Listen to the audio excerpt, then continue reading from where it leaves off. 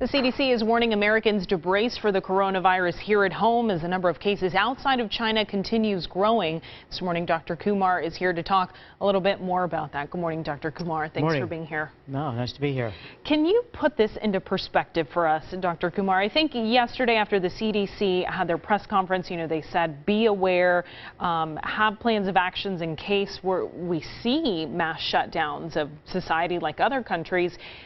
Is there a reason to panic right now? Panic isn't the right word. I think the take-home point, there's a reason to be prepared. Okay. And if we prepare, then that will reduce the impact, or at least it would allow us to prepare for the significant impact that the coronavirus can have on our country and our society. As a result of that, CDC recommendation, the city of San Francisco has just declared a state of emergency.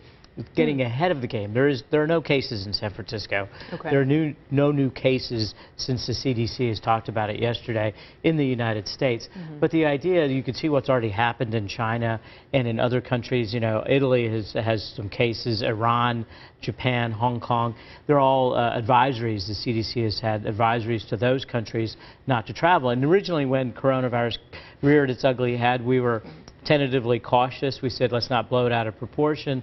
Let's be, mellow about this. But over time, what's happened is that it's proven to be able to escape China through travelers, and now it's popped up in countries. And the tricky thing about like Italy, where it's popped up, is there's not a direct line connection to Wuhan in China, right? So it's not traceable back to the original source. Right. And when that happens, you know that there's been person-to-person spread, that the spread has been tertiary, it's been third and fourth time spread. And so the ability for it to spread even globally is increased, and that's why it's not a time to panic, but be prepared. And in terms of preparation, you talk about traveling. One of our producers' mothers is going on a cruise to Italy. Our Jane is going to Mexico, and so I think there are a lot of questions of, should we be wearing face covers? What should we do when we are traveling? Should we not travel at all?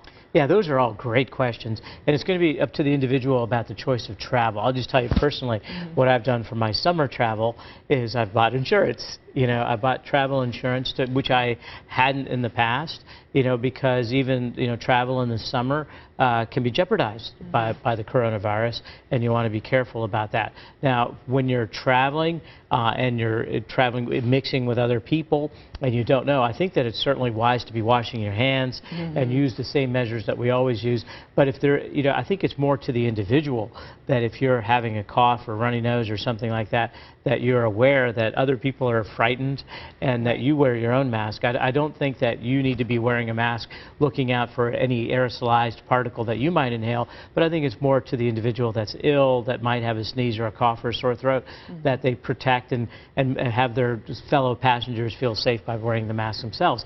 Now, should you cut out travel? That's going to be tricky to know.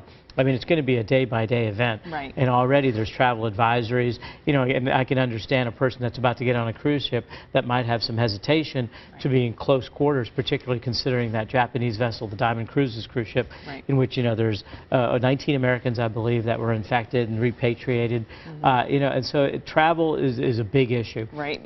In our country, I think the main issue is to be cautious, that there is no reason to panic. There has been no great spread in this country of the coronavirus. So we're taking all the measures that we can as a country to secure our borders and try to prevent it. So just wash your hands. Unfortunately, we are out of time, Dr. Kumar. Yeah, there's a lot so many questions, but if you do have continuing questions for Dr. Kumar, please email us at askdrkumar@gmail.com. And of course, don't forget to like him on Facebook and visit his website, drkumar.com.